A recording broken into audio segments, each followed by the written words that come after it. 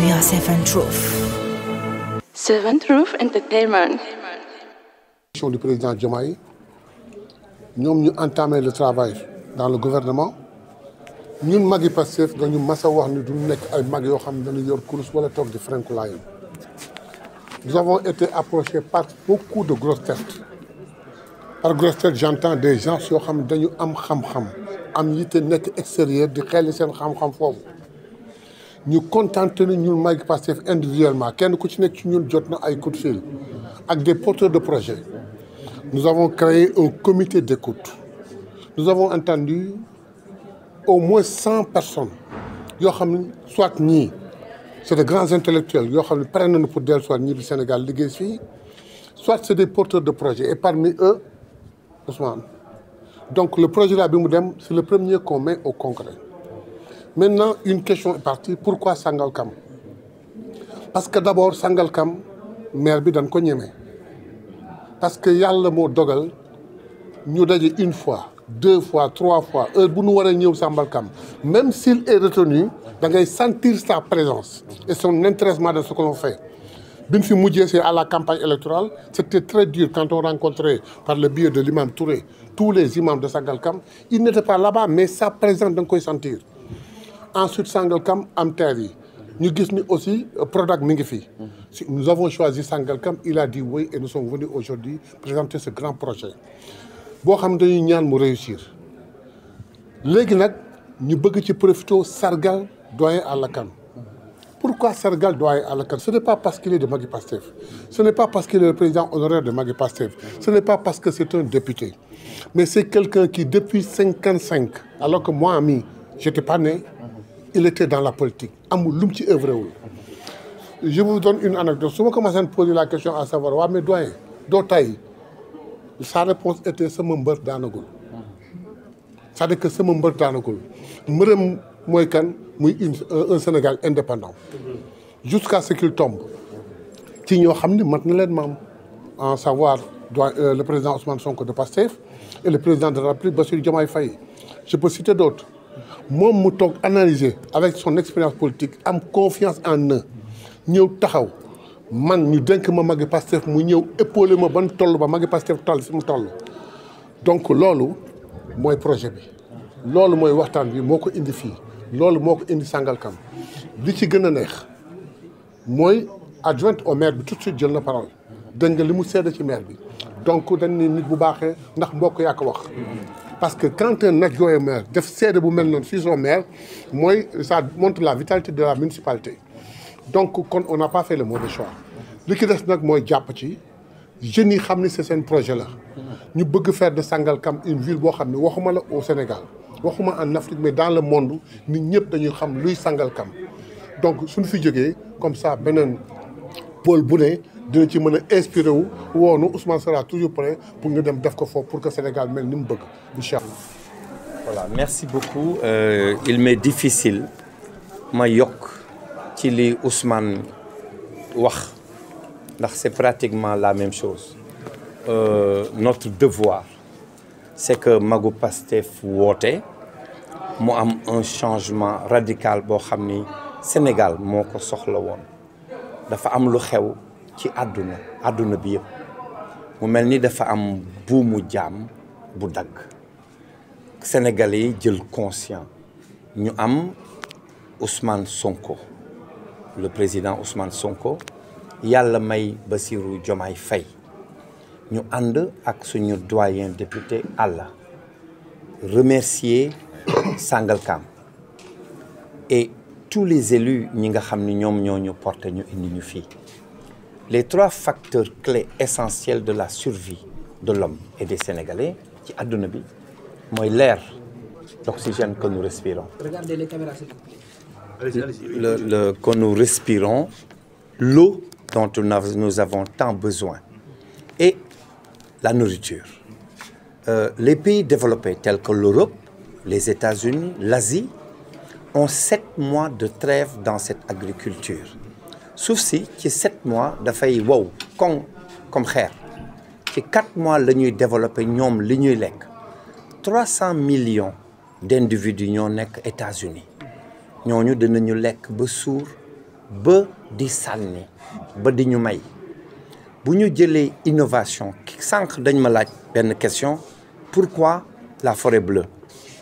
Le bleu est une couleur universelle et la couleur universelle qui relie les uns et les autres foo mënti dem ci àdduna nit yi dañuy changer les cultures le comportement mais le bleu comme ni ñu koy waxee en anglais the sky will always stay blue bu ma taxawee Sangalkam xool ci kaw bleu laay gis mais bu ma demee États-Unis wala France wala Japon bleu boobu moo tax ñu tuddee forêt bi bleu.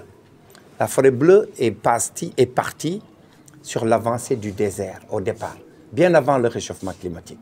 maa ngi koy fàttaliku à son feu président Léopold Senghor bi mu njëkkee def les reboisements, le littoral qui avance d'un côté, la mer, et le désert, avec qu'on subit encore aujourd'hui la poussière, etc.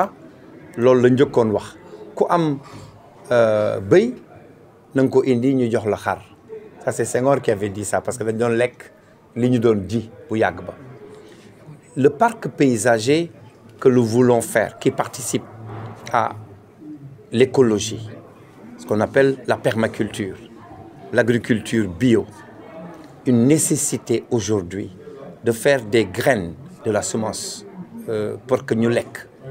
dañu téye woon ba tey te yàgg na ñu defaral ñu ay hybride li nga xam ni boo ko jiwee tey nga wowal ko jël graines yi nga jiwaat ko tu sax Sénégal mu jël beneen direction ne nañu defaral ñun avec le ministre de l'agriculture actuel avec le gouvernement actuel avec ce que le président a répondu ma ànd ak magu Pastef ñu jublu ci jublu boobu ñëw ñu dalal ñu fii pour ñu indi fii le premier parc paysager africain parc boobu li muy soqali li muy indi en dehors de la qualité de faire du Sénégal le premier pays exportateur de produits bio def ba nga xam ni dina taxal nit mu jël billet avion voyager ñëw Sangalkam di seet si lu rafet ak lam fay lekk loolu mooy le tourisme vert c'est pas de l'écotourisme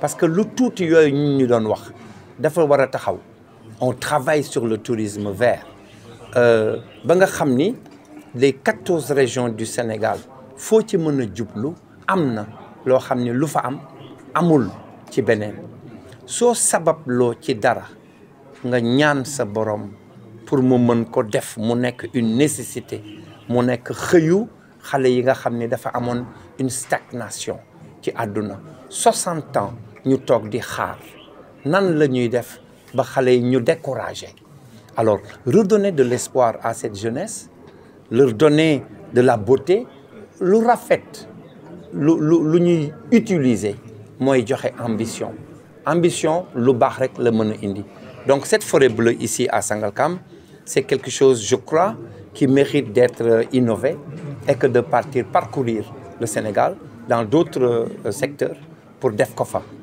parce que sump warañ kàdd neew dafa am adduna bi 45% aujourd'hui de la population mondiale ont accès sur ce tourisme vert que nous avons mais que xamuñu ko sax ndeysaan mais je crois que avec aujourd'hui le moteur Sangalkam peut être le point culminant de quelque chose de tout nouveau pour accompagner le doyen àll moom lañ ko tuddee àllu àll kan noonu la tudd cette forêt bleue là et les magu Pastef mooy seen yelleef seen liggéey bi ñu indi tey ci Sénégal ba mu daj parce que bu Sangalkam pare incha allah je crois que yeneen gox yi dinañ ñu woo pour ñu defar fa yeneen réew ci Afrique dinañ ñu woo pour ñu defar fa et l'international saura que l'Afrique peut montrer ce qu'on appelle un parc paysager africain.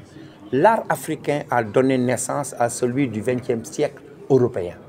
C'est ce qui a prévalu aujourd'hui en France, le Quai Branly, moom la ñuy seetaani lu ma doon wax 10 millions de visiteurs benn institution bu tuuti loolu la ñuy fay 10 millions de nit ñoo koy seeti par an pour dugg xool Afrique art africain donc je crois que je peux ne pas exagérer pour faire beaucoup de choses mais dinaa ko yemale fii rek pour def léegi Pastef bi ñuy gunge mooy képp koo xam ni li may laajte doomu réew bii nga ku mën na def. Chers amis et frères de la presse, en tout cas aujourd'hui Sangalkam est à l'honneur. C'est avec plaisir vraiment de recevoir aujourd'hui au niveau de la commune de Sangalkam la délégation de Magui Pastef conduite à sa tête par le doyen Alla Kane et le coordonnateur national Mayobé Mbaye. Donc ce fait un plaisir et des moments vraiment de partage entre frères partis, je dirais même, parce que quand on parle de Magui Pastef, donc ce sont vraiment nos ancêtres, nos aînés qui ont porté le combat dès les premières heures. Donc je tenais à les remercier et saluer vivement leur présence ici dans la commune de Sangalkam pour le cadre d'un projet dénommé Forêt Bleue, qui est un projet très ambitieux, un projet de 75 hectares. Donc c'était le moment et le lieu d'aller visiter le lac de Sangalkam. Comme vous le savez, le lac de Sangalkam aujourd'hui est de 500 hectares, dont 100 hectares que l'ISRA occupe. Donc il reste 400 hectares disponibles.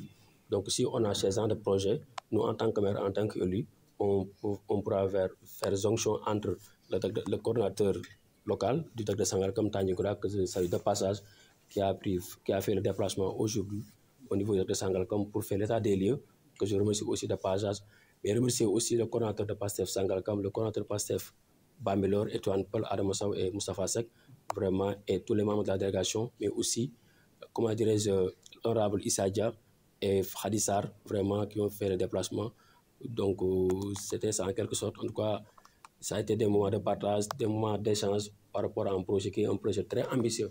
Quand on parle de Forêt Bleue, donc le nom l'indique, comme vous le savez, Sangalkam, avec sa vocation, aujourd'hui, on nous dit que Sangalkam, tout le monde tend vers des projets de redressement, mais c'est le moment vraiment de changer le cap de Sangalkam, comme ces genres de projets Forêt Bleue, avec une végétation dense, avec des hôtels et beaucoup de choses vraiment qui va à l'encontre du lac de Sangalkam, comme vous le savez, qui est un projet de l'État initié depuis 2018, mais qui peine à prendre son envol. Mais donc c'est le moment, c'est une opportunité pour nous en tant qu'élus, en tant que maire de Sangalkam, d'avoir ces genres de projet, qui est un projet vraiment qui va créer non seulement le problème d'emploi, mais aussi qui va créer de la valeur ajoutée au niveau local. Sur 115 hectares pour la réalisation de ce projet, est-ce que la commune détient vraiment le foncier, l'espace pour abriter? Oui, l'espace est disponible, mais il y a des problèmes.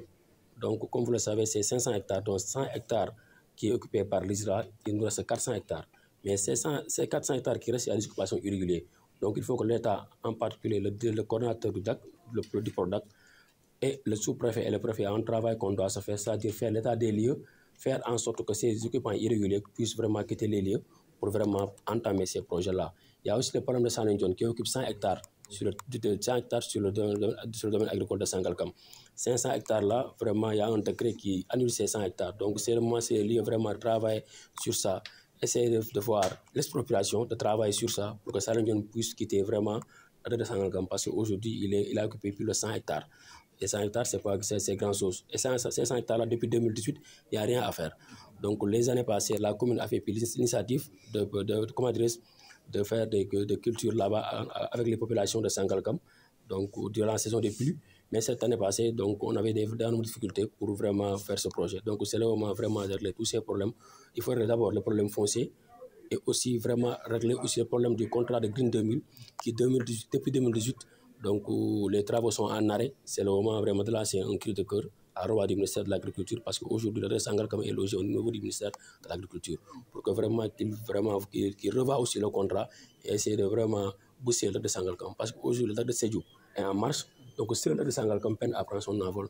Donc, c'est une occasion pour nous, c'est une opportunité pour nous vraiment pour lancer ce message à l'endroit des autorités parce que le lac de Sangalkam, donc bientôt 7 ans, 8 ans, donc le sol est là. We are 7 Truth.